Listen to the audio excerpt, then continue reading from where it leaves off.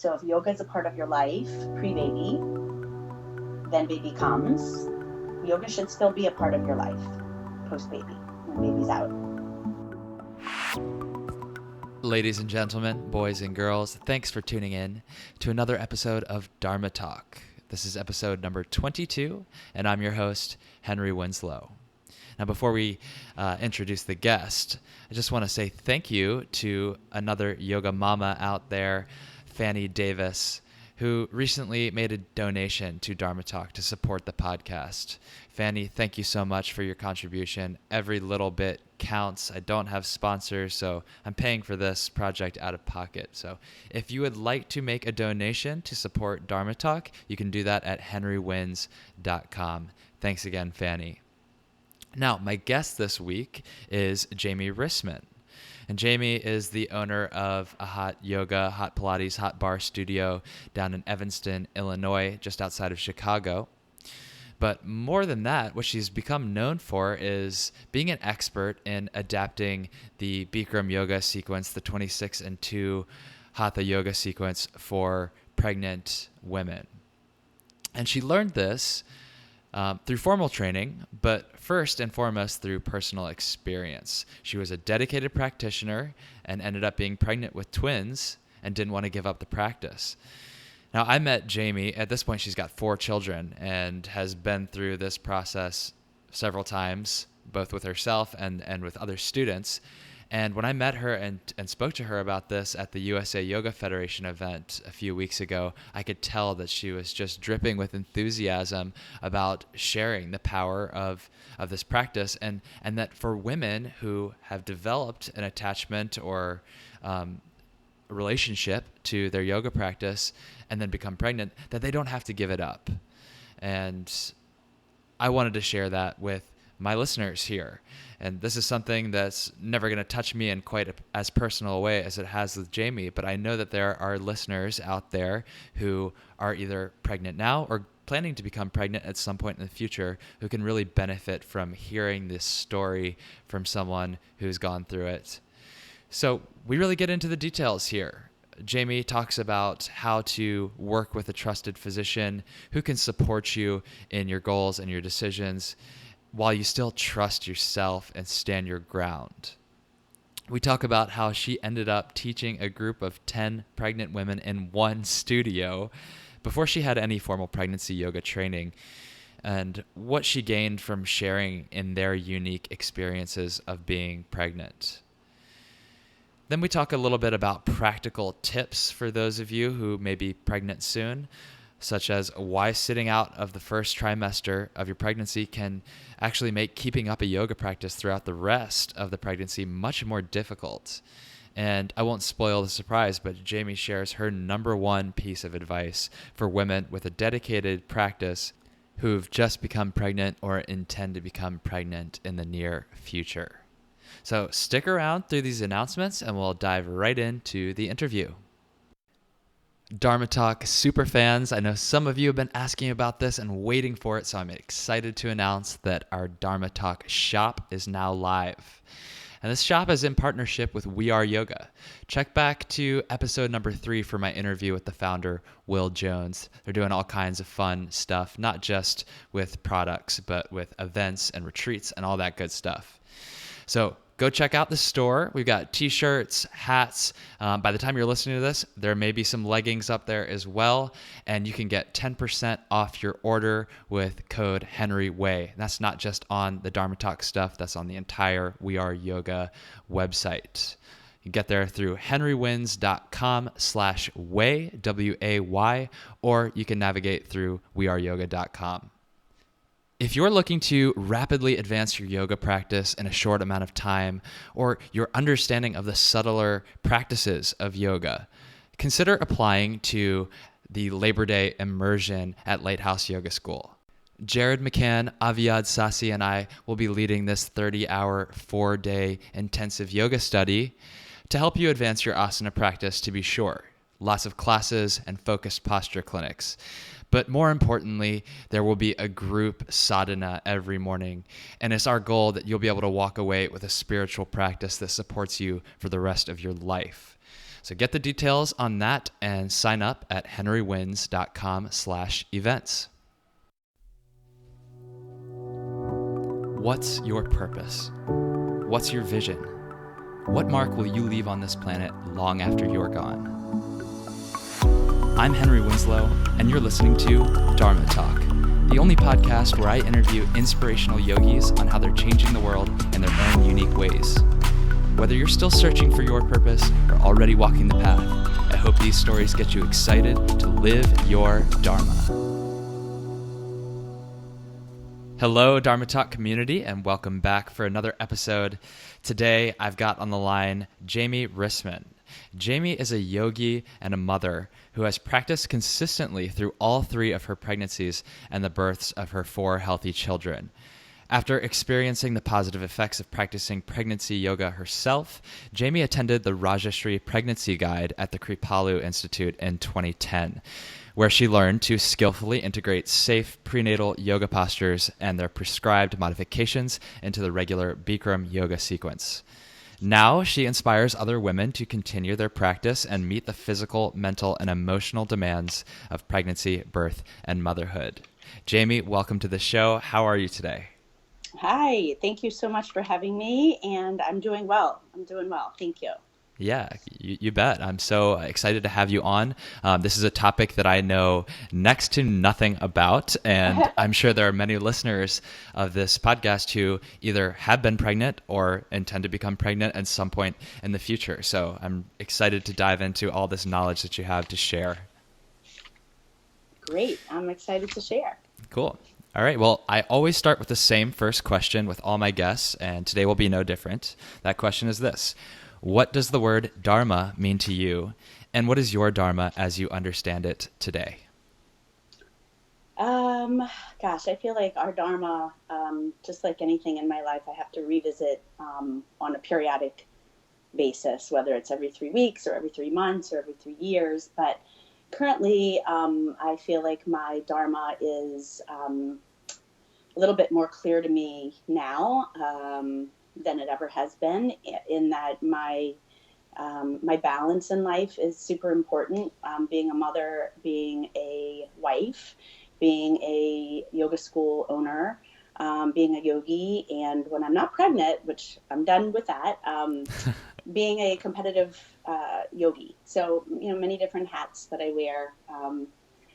I love that Seinfeld quote, master of none, jack of all trades, one of those kind of hats that I wear. But I have always found consistency and discipline to be my path, in addition to balance. So balance of both play and work, balance of husband and family, children time, balance of yoga, balance of asana practice, pranayama, different areas. But I've always been pretty,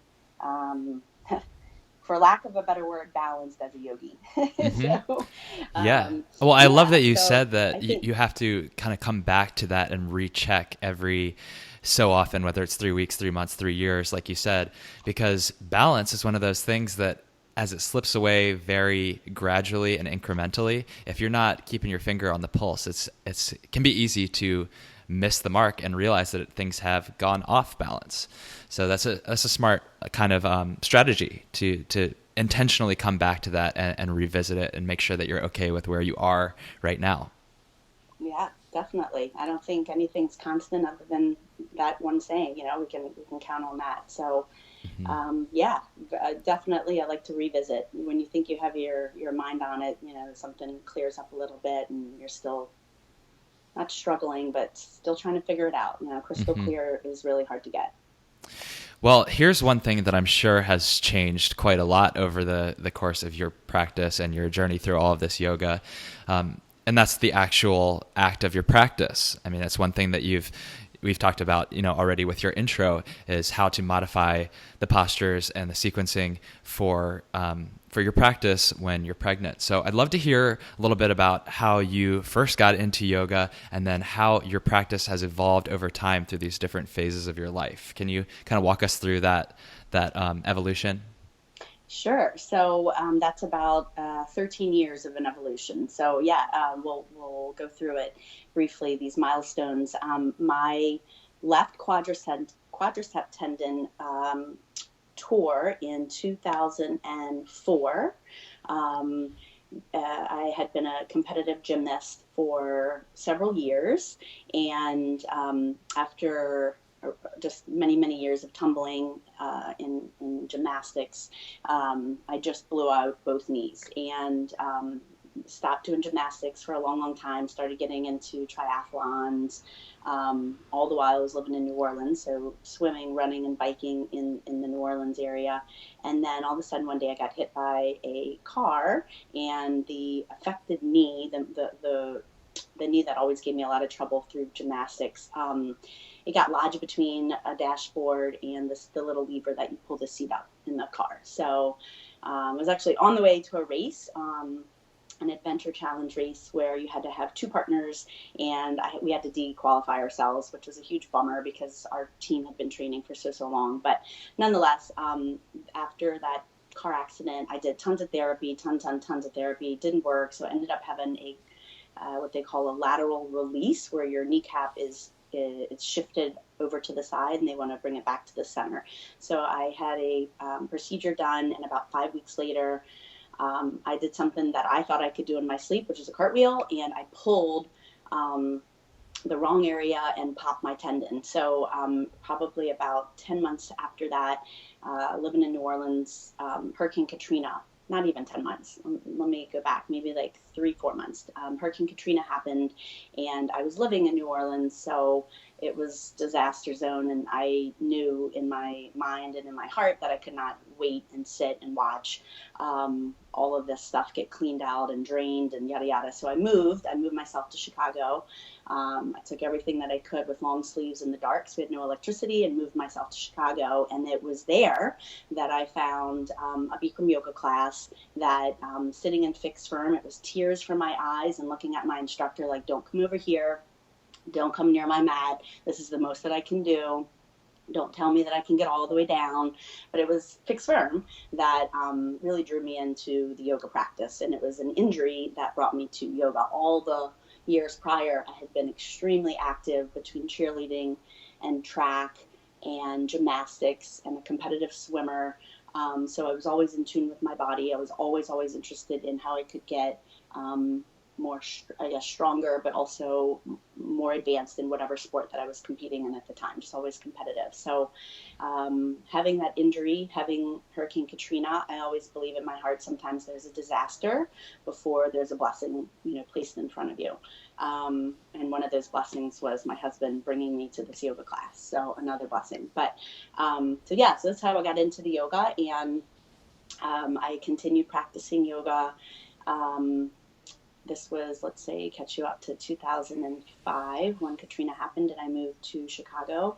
Started practicing Bikram yoga in the Chicago area with, I won't say his name, but nonetheless, the owner of the studio planted the seed in me and was like, you'd be a great teacher. And I just laughed it off. I'm like, I'll never be a teacher of yoga, but instantly was drawn to the practice and to the heat that I was so used to living in, and the humidity in the New Orleans area. I really enjoyed the heat. Helped to clear my mind. So it definitely started as a physical thing, and then, as most yogis, it blossoms into much more of an emotional, spiritual connection kind of a thing. So my husband and I, my husband was like, yes, you should go to teacher training. I think it would be amazing, and you love this yoga. You do it every day, like you brush your teeth. You need to go. So I did the training in 2008 in Acapulco. And as soon as I got back, started teaching full time. And as soon as I got back, I got engaged. And we got married. We knew right away that we wanted to have children. And I got pregnant with twins. So I had been practicing probably 5 or 6 times a week, and really into this advanced yoga class that was happening in the Virginia, D.C. area. Were you doing it once a week? Well, two. For some reason, our studio back then in 2007, 8, 9, it was a big thing to do it on Wednesdays and on Sundays. And so having no kids and just the bulldog, I had time to go and do that. So I did Yeah, well, it that's the twice a thing. week. Back when that Yeah. was like very, very pure in the practice, and it was like you have to get permission to take that class, and generally you Yeah. had to take the beginner class before you could even do advanced. That's your whole day. Yeah, yeah, 7 hours and you're on cloud nine when you come out. People didn't understand that kind of feeling, but why would you go and do that many hours of yoga? And you come out so much thirstier, after an advanced class, like you're drinking all day long, trying not to rehydrate. But yeah, not on the schedule. You have to get invited, and being in a room full of those higher up yogis is how I looked at it. I was like, this feels so good, and I'm so hooked. Um, but then I learned that my husband and I were pregnant with twins. And so that's when I was like, I think I should probably stop the advanced practice. And looking on it now in hindsight, I probably could have kept going because my body was so used to it. But I didn't know any better. And so I thought, you know what, I'm just going to stick Err with the on the side of pregnancy caution. sequence. Yeah. Yeah, stick with the First time. pregnancy, and I'll be back in doing the advanced one day because I never lost sight of it. I was always like, I'm coming back. Um, so I started practicing the Rajashree modifications, which I learned from a DVD back when she had on like a unitard. People didn't wear those kind of fun, cool outfits. We should bring them back though. But anyway, How were you even aware that this sequence existed? Did you learn about it in teacher training? I did not. You know what? It may have been like 1 minute of a teacher training. We didn't go deep into it. One of our instructors at the time, Dr. T, who he was more a body doctor or a body awareness person. He also talked a little bit about breastfeeding and yoga, and then even like he and his daughter made their own formula. I just loved him. He had so much to offer, but it was a little iota, a little bit of training, but we had a DVD at my yoga school in Virginia. And so I asked, to buy one, and then just started watching it. And then it became part of my lifestyle to know where the modifications needed to go so that I could get myself to the hot room and keep practicing with the other yogis. So from studio to studio, if I were traveling or visiting, it's funny because some people were like, you need to practice in the back. You're pregnant. And I was like, yeah, not punished, but okay, I'll be in the back, And then other people would be like, oh, do you need the cold spot? Do you need to be by the door? And people just didn't know. They didn't know how you do what you need to do. And I hope you don't need my help because I don't know anything. So it was kind of like pioneer, in my area. Like, okay, I'm going to trust this process. So I did it through my multiple fetus pregnancy all the way until the end. I can remember when I was teaching in Capitol Hill, a few of my students would laugh at me and say, we have 3 full rows of students. Please do not step over us and have your baby on us. And I'm like, I'm not going to have my baby on, as they step, I'm going to exit the room. And they're like, I can't believe you're still teaching and managing. And I'm like, guys, I'm not powerless. Like, I'm pregnant, and I'm aware, but I can't have this yoga taken away from me. So, it's kind of funny. But so practice through the twins. And as soon as the twins were born, I waited the 6 weeks as prescribed by the doctors. And as soon as I felt like, okay, this is good, I'm cleared laying on my front side, the best day was getting into Cobra post delivering twins. And laying in Cobra, it was kind of like the teacher was like, and change, Jamie. And I'm like, nope, I'm going to hold here for another minute because it feels amazing. Yeah. And so I did the same with my singleton baby that came a few years later. Practiced the whole pregnancy, the Rajashree modifications. We're talking like delivery Wednesday night. I went into labor and practiced Tuesday at 4:00, like literally right before. Yeah. And for my singleton. Well, at that time, it's like a breeze. You've already done it with a 2 fetus pregnancy, and your experience, like, this is nothing. It was no question of a doubt. Is this safe? It was absolutely 150%. Yes, I'm going to keep practicing for my pregnancies. Yeah.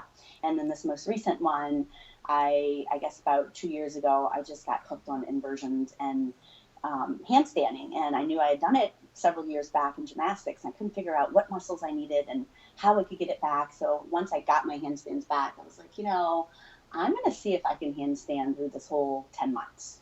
And Mm-hmm. people are looking at me like, why would you do that? And I'm like, well, I just have a feeling my baby's going to like being on the upside down baby. Yeah, So, and then this yeah. baby is like born doing handstands. Yeah, yeah. She came out and was like, I don't feel right being right side up. So yes, I got into it from an accident, and then circled back from having loved it 6, 7 times a week practicing, got pregnant, kept practicing, and then back into motherhood, back into now, because my newest baby, James, is a month and a week tomorrow, a month and 2 weeks tomorrow. Wait, yeah. And and so it's that evolution, that continuum that I want women to not lose focus and hope on and belief in, that you can go from loving it to staying with it to changing body a little bit, mind a little bit, but not your life.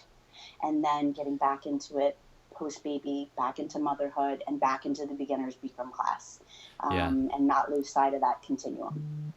Well, I took a couple things away from your story. Thank you for sharing that. First one is you didn't, feel like you were regressing in your practice when you had to modify the postures. You got excited about seeing something new as a challenge, and what can I do with this new information to really feed my curiosity about all of the yoga? And I think that's so important. It's not always going to be a pregnancy. Sometimes it's an injury. Sometimes it's a change in maybe your emotional makeup, whatever's going on in your life. But as long as you can stay excited about this process of learning and trying new things, I think that's where the sustainability of a practice really comes from.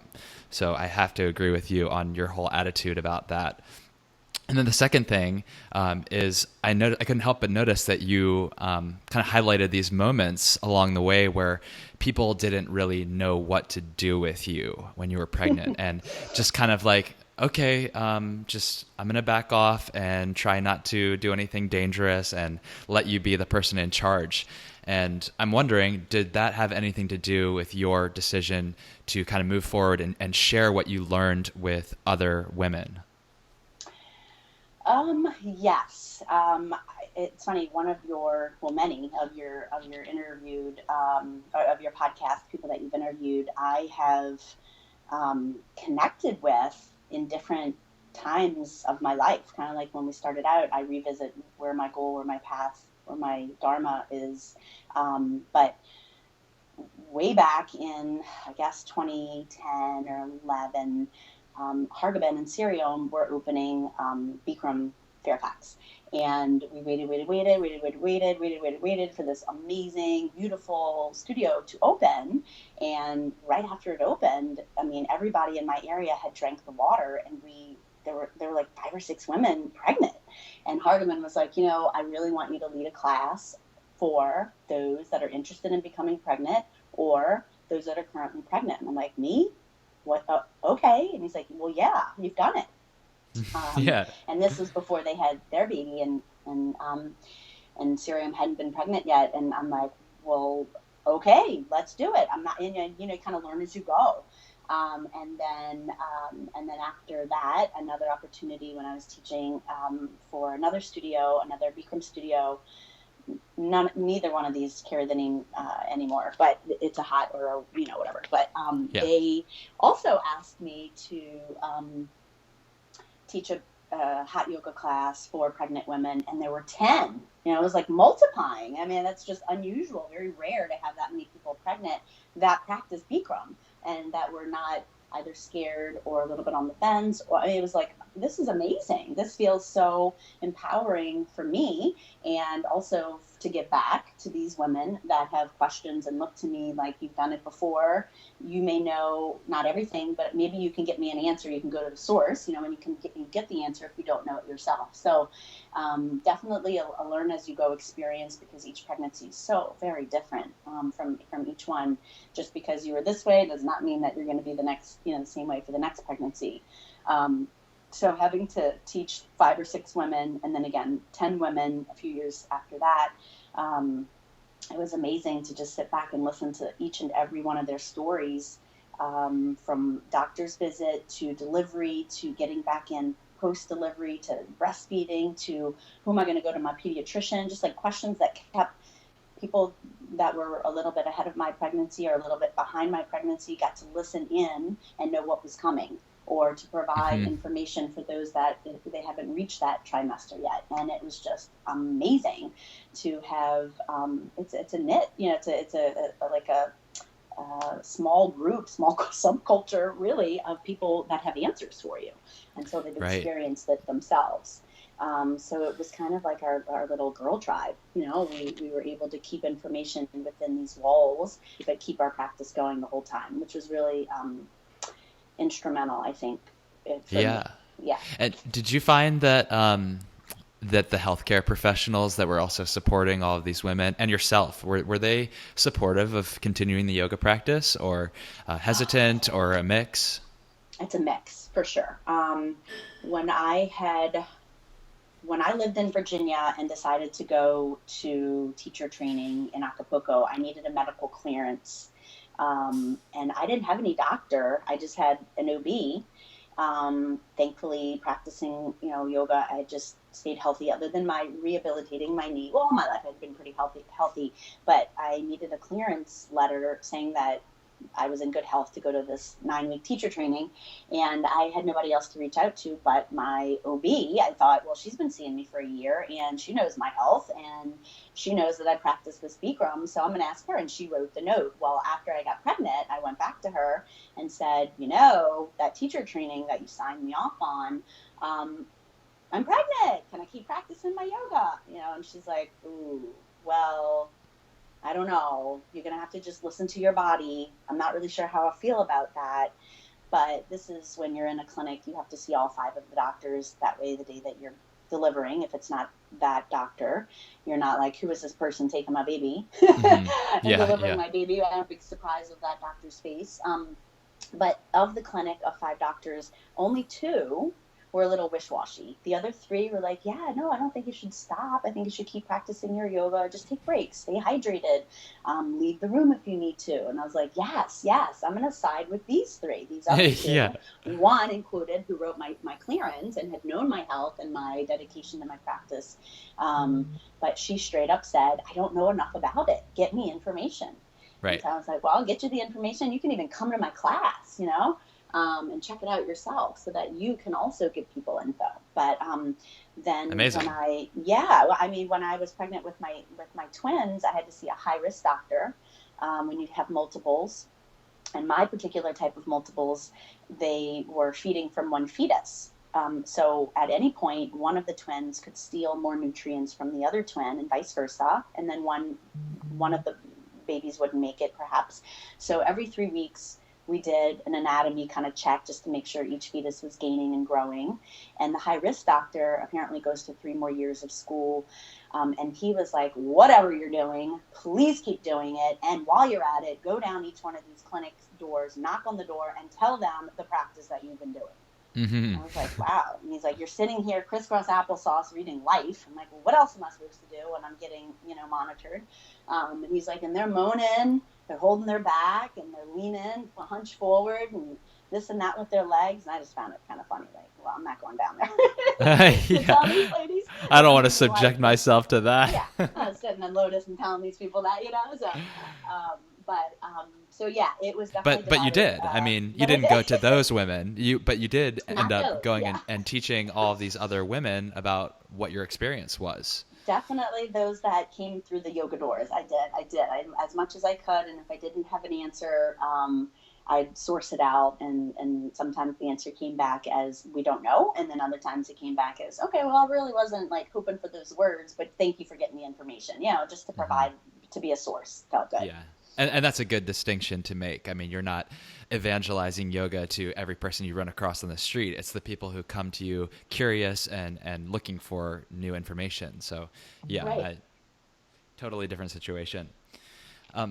Jamie, I want to hear about, because so much of what you said has painted a very positive picture for what this can do. And I believe you, I'm following along with this and feeling very intrigued by it. But I also want to hear, what's the darker side of the picture? Did you run into any challenges when you tried to continue your practice? Did you ever get frustrated with yourself?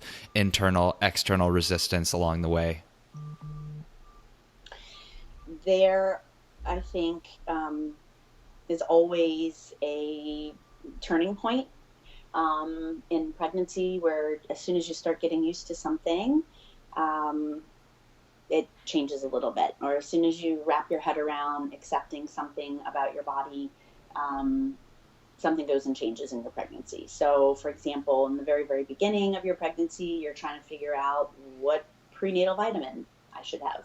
And many people go through 3, 4, 5 ones and they're still throwing up having morning sickness. And then they're finally like, oh, I can settle on a Flintstones vitamin. It provides the same thing. Great. So then let's take that. And then as soon as you get used to your vitamin, all of a sudden, boom, you're in your first trimester finishing it up and you've got horrible sciatica. And then you figure out where you need to lay and get comfortable. Right. So it's constantly presenting obstacles. New fires to put out. Absolutely new fires to put out. So being able to just let go of some of that control and rein, letting the reins go a little bit, not so stiff, is probably key, right? You have to roll with the punches. And for me, I think having had a practice of 6 to 7 times a week and an advanced practice, for my twins' pregnancy, for one, had to say, okay, well, I'm going to, detach from my intermediate advanced practice and maybe slack and go down to like 4 times a week. So that in and of itself was like, okay, mentally, I have to make this choice for myself that I'm no longer being selfish, that I have a living fetus inside of me, and I now need to be a little less selfish in that I now need to take care of the baby and myself. So stepping back and how many times that I practiced was pretty big for me. But I had always been a big advocate of back bending. And so when you cannot lay on your stomach and do bow or cobra or any of those belly down postures, there's another sense of stepping back and letting go and knowing that these postures aren't going anywhere. They're ancient and you'll come back to them, and reassuring myself that they helped me so much pre-baby, and they will help me again, staying focused and knowing that they will help me post-baby as well. And then having the alternative of flipping over onto your back and doing your fish and staying accountable, that these postures are designed to keep bending the way that the Bikram student on the other side of my mat is laying on their stomach doing their back bend, but I'm laying on my back doing my back bends, just in different variations. And then when I have had many women that have told me I just need to sit out my first trimester. I'm a little worried that I'm going to lose the baby, or I've had a miscarriage before, or I'm not 150% like you are. I'm going to sit out. I'm going to come back in my second trimester. For me, in my first trimester, so much changed physically in the ligaments, in the front of my body, in my hips, in my pelvis, in my knees, that if I were to sit out in the first 3 months, then I would have come back in the second trimester saying, whoa, this is such a huge change in my body. It doesn't feel right. This feels scary. I don't know why it feels so different. So for me, it was day to day, just telling myself, these are normal. Lots of reading in journals, almost too much, where it scares you to read too much about pregnancy stories. So to just stay on path and stay on course, knowing that this feels right and I believe in it and I'm going to keep doing it. And yes, things are shifting and changing and stretching, but not going overboard. Taking breaks, because I had been practicing for so long. I knew that balancing stick and triangle were my postures that just knocked the wind, not just like sometimes little like starry-eyed and tweets in my ears. So I knew when I got the balancing stick, why do I need to overexert and stretch my arms out as far as possible away from my heart when I can bring them in prayer at my chest and take a little intensity away from it, And so it was making that choice to just step back and bring your hands back into prayer and not all the way in front of you, or in triangle, not to go overboard and stretch the two arm shoulders in opposite directions when you can rest your right forearm on your thigh. I had never given myself permission to just slow down, step back, take it easy, honey, Hmm. and to take the pregnancy modifications while I'm being given them, to sit down in separate leg, head to knee, to sit down and take a break and rabbit. Yeah, so for me, it was just really holding myself accountable on those options. I have the option to do it harder, but step back and make the choice to be less selfish and to take those pregnancy modifications. Um, Yeah. And to when you want to do the intense ones, make the choice to do that. Have it not be an assumption that you're just doing it because that's how you do it.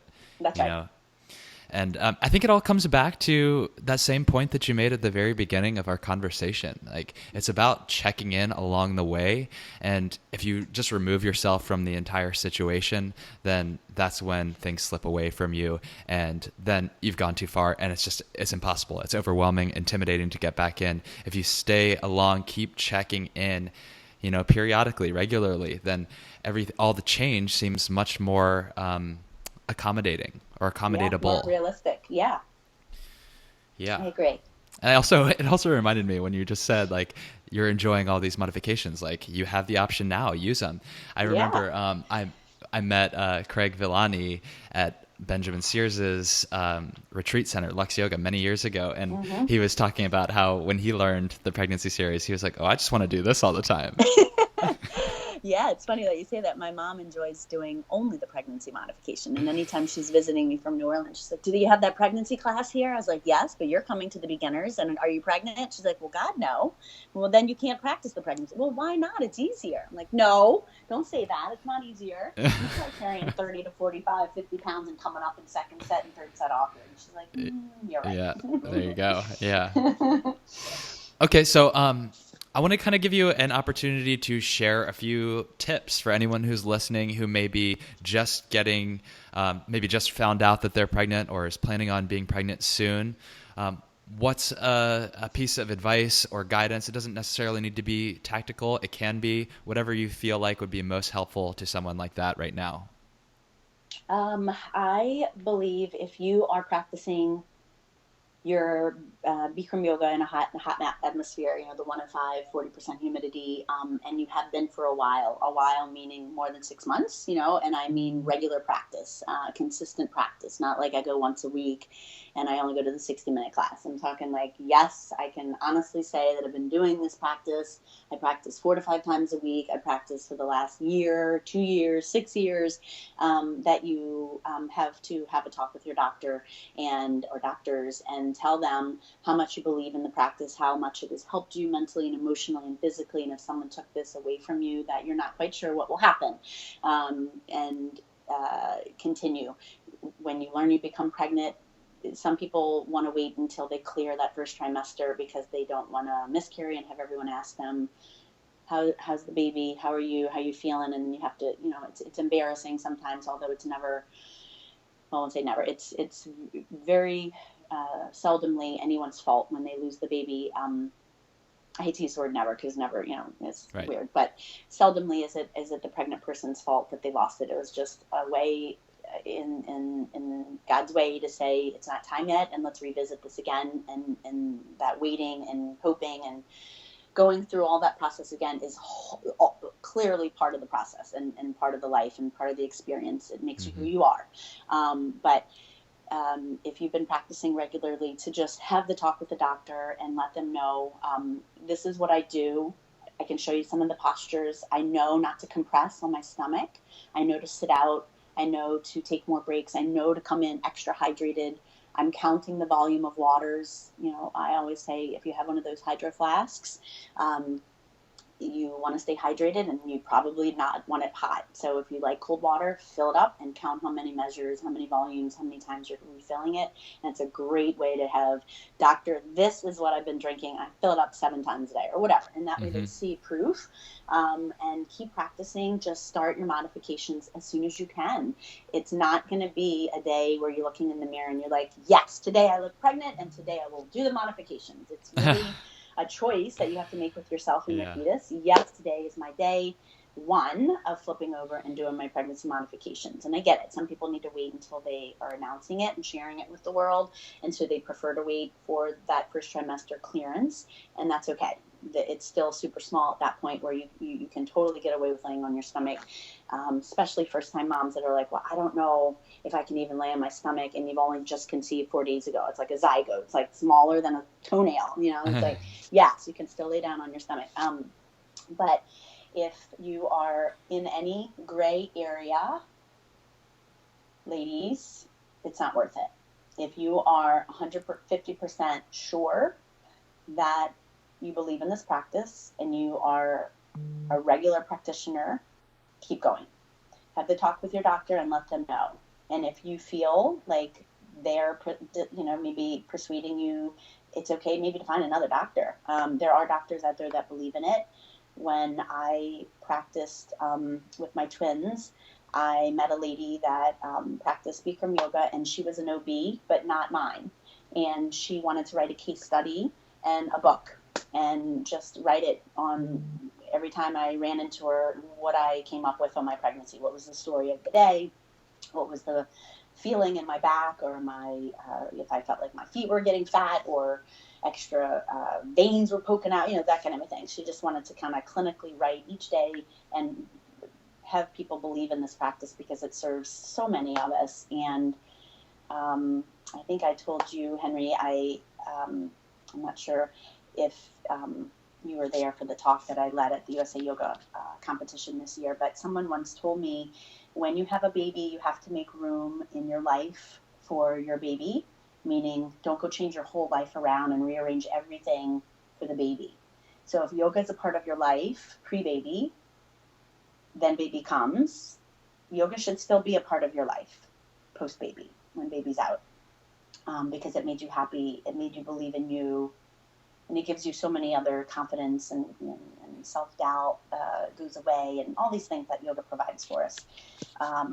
So to keep going, and always reach out to me if there's anything that I can assist with. But you have to believe in it yourself. And if there is a gray area, then sure, sit out, come back when you can post-baby, and don't lose sight of that. What I like so much about your advice there is that it's all kind of fueled by what we learn in the yoga practice. And it's like this, it really comes back to accountability. If you really want to continue the practice, then you need to come in to your doctor's office and make a case for it and show that you've done your homework. Like, say how much water you're drinking. Show them it's important to hydrate yourself. Show them the postures and show that that certain positions are more conducive to supporting the baby, and some are less, and how to modify. So all of that, I think, is really smart advice. And for anyone who's listening who's very committed to a specific sequence, do the research. I think the same thing can be said about whatever yoga you're practicing. You just have to look at it, use your critical thinking mind, and then have an informed conversation with a trusted physician. Absolutely. You have to hold your ground. And that goes with, I think, any predicament in life. If you believe in it, do your research and stand your ground. If you're going to walk the walk and talk the talk, then that's consistency and accountability. And on a day-to-day basis, I have to do that with my kids. They'll catch me in something, and they're like, "You said," and I'm like, "You're right." Yeah. What was it yesterday? My husband, I preach about Gatorade being an awful drink at soccer games. Like, why are we giving out Gatorade drinks to all? And then my daughter saw in the World Cup or something, why are they giving these players Gatorade? Don't they know it's gonna? And I'm like, here it comes. She's been watching and listening to everything. She's 8, and she's like, man, don't they know better? And sugar drinks, it's just not good. And I'm thinking to myself, uh-oh. You're like, oh boy, she's coming out with the coconut water. Here we go. Yes, exactly. All right, Jamie, what are you doing today, apart from getting your message out on this podcast, to live your Dharma? Oh gosh, I believe my yoga school in Evanston. My partner Emily and I have recently opened a yoga school. It's been open probably for about 3 or 4 months. And the cool thing about, when you go to teacher training, I feel like maybe 80% of people want to become teachers, and the other just want to gain confidence or improve their speaking in presentation format in front of people or whatever reasons. But my dream was always to open a school, and I've managed 3 or 4 and taught at several.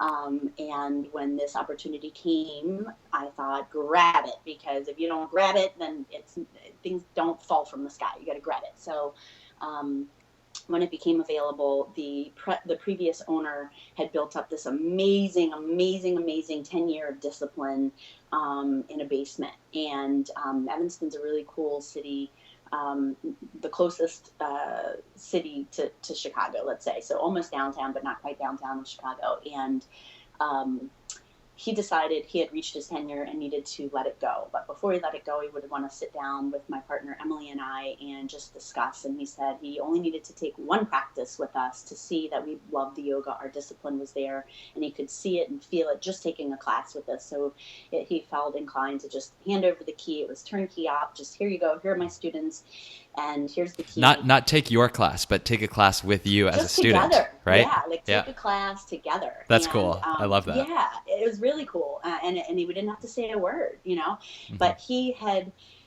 very uniquely, he's a music by heart, a professional musician by heart, and he decided, in order to keep his studio alive for the last 2 or 3 years that he owned it in Evanston, he was going to make a recording, and not just talking the cues and the dialogue into a microphone, but adding chimes and gongs and birds and waterfalls, and it was very, very meticulously scaled.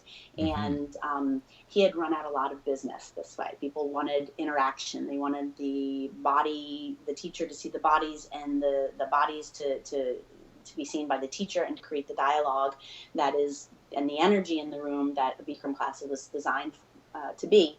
And when we took over this studio, he lost a bunch of those people. So when Emily and I took over, uniquely, we had to figure out how to get those people back.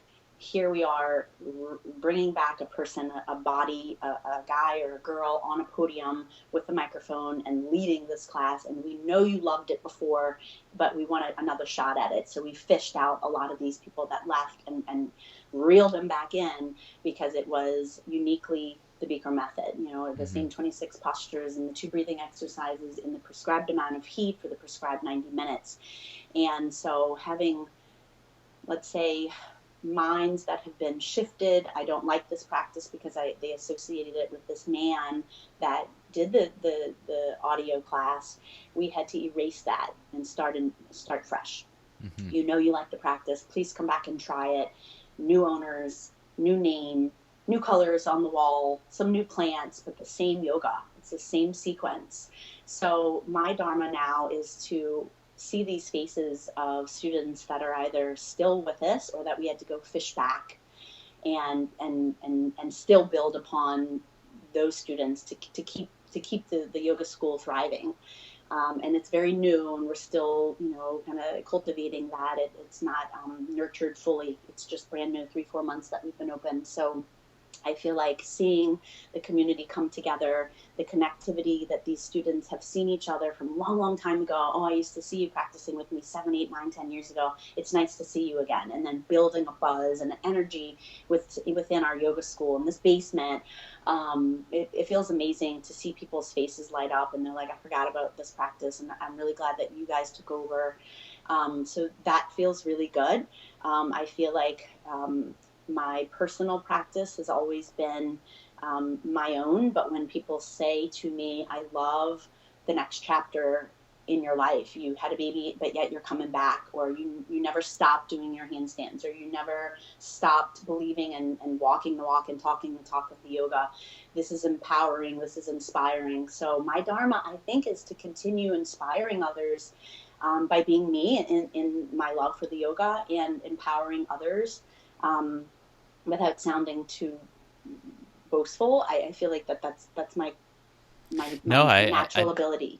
I don't think that's boastful at all, and I actually really, really love that, because sometimes people really overthink this stuff. Your role in this world, I keep coming back to this in my meditation, is just to be you, because you're the only person who's uniquely qualified to do that. And different people connect to different people. There's 7 billion people approaching on 8 probably by now.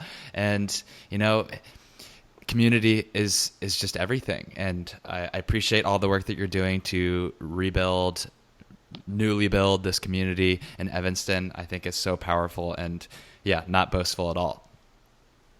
Well, thanks for saying so. It's a different mindset. I think if you are just a yoga student and sometimes not a yoga teacher, or if you're a yoga teacher, yoga student, and yoga school owner. And so that's why I guess different phases and chapters of your life, you have to step back, look at what you've done, and remind yourself that all of those dots that have now been connected and aligned served a purpose. I believe in fate. There's a reason for all of these things that have happened. Any setback, any obstacle, they are milestones. And I needed all of those things to happen in my life before my yoga school could be presented in my life. I needed all of those management positions in yoga schools or teaching at different, you have this like little jewelry box, and it's like, this idea didn't work, don't put it in your box. This idea worked, put it in that little box. And then later you open this box and it's like, here's all those things that I said I was going to do and use on a day-to-day basis and put into my life and put into my practice and make this habitual. And then it's kind of cool to see, how it turns out. Yeah, to accessorize with the full set. Yeah, and acceptance. Like, okay, well, I tried it and I said I would try it, but sometimes that acceptance is just a growth step. It's not the best thing that you made that choice, but you have to move on and roll with the punches. Jamie, the last thing that we do on this podcast with every episode is something I like to call the prana round. And in this little sequence, I'm going to ask you 6 rapid fire questions and ask you to answer in minimum 1 word, maximum 1 sentence. Does that make sense? Okay, let's do it. First question, in 1 word, why do you practice yoga? Balance. What's your favorite yoga pose and why? Scorpion. Any form, because it requires, like most postures, 100% presence,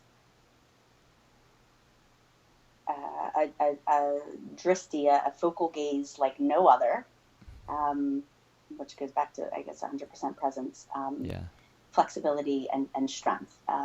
So everything that the body can handle at one time. I love the scorpions too. They really check off all the boxes.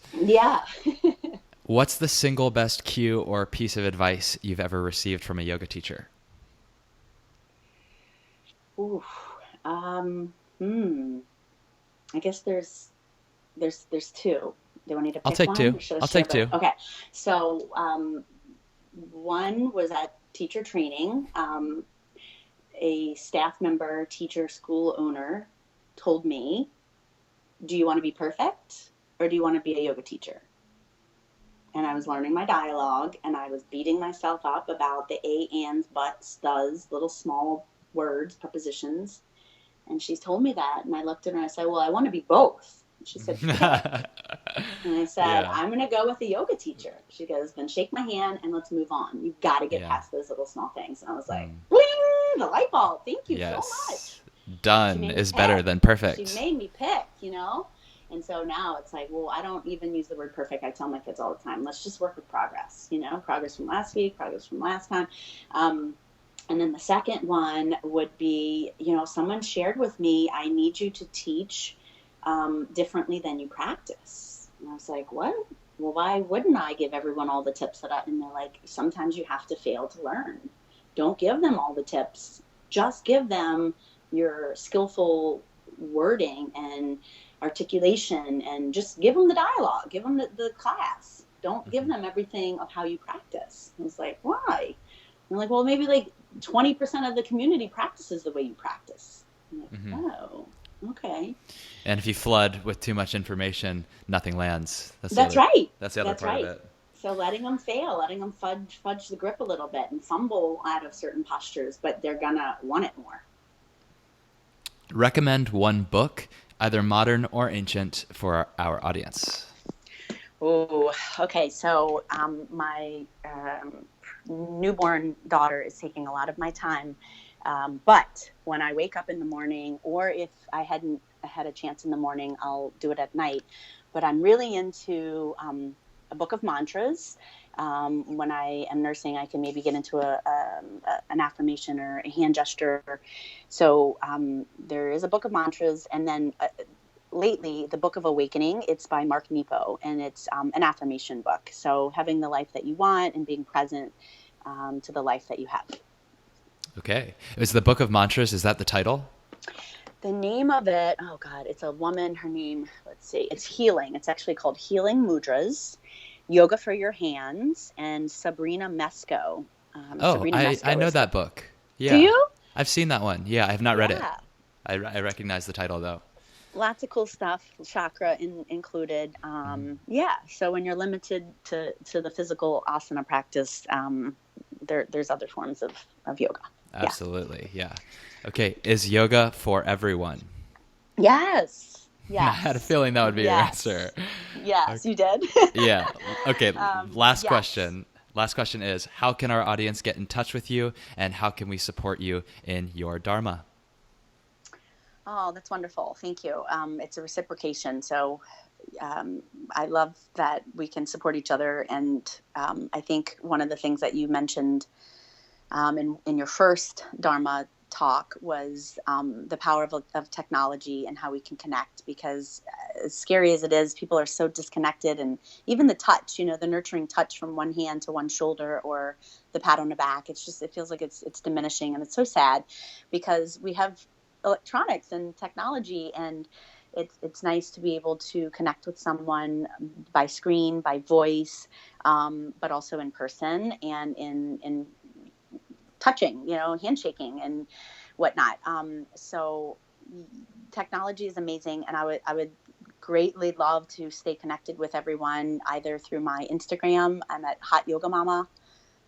So Mama, MAMMA, Hot Yoga Mama on 3 Instagram. M's.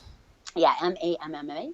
And then additionally, if you're ever in the Chicagoland area, come visit Sweat Junkie. So SWEAT, sweat, not sweet. Junkie, JUNKIE. And we are a fitness school. We have hot yoga, hot bar, hot Pilates, and some really cool holistic. We have a massage therapist in-house, as well as a fitness nutrition specialist in-house, because we believe that it's through all around, not just in the hot room doing your fitness, but outside of the hot room. You have to hold yourself accountable with your clean eats. You got to eat clean, and think clean thoughts, positivity all around you all day, and being able to separate yourself from the dark and the sticky and the negative and, drama, all that. So yeah. Thoughts are not free. No, it's like you can step away. I learned that at training. If someone's drama ridden and I can't learn this dialogue, and I'm 5 postures behind where I need to be before I deliver, it was like quickly take 3 steps back and leave that zone, and you have to do that. You have to figure that out. But trial and error, right? Mm-hmm. Jamie, thank you so much for sharing your intelligence and wisdom and experience with all of this, with your yoga teaching and practicing through pregnancy. I've learned so much. I know that our listeners will learn a lot too. Can't thank you enough. Really appreciate you coming on Dharma Talk. Thank you so much for this opportunity and this platform. Keep going. I love what you do. If you got something out of this episode, if you like Dharma Talk and want to keep it going, please do me a huge favor and subscribe, rate, and review on iTunes. I know it's not the most convenient thing to do, but it makes all the difference in getting the show out there and more visible to other people who can benefit from it. And hey, if you've got feedback or ideas, or you want to get in touch with me, you can do that on Instagram at HenryWins. Otherwise, I'll talk to you next week. And until then, keep living your Dharma.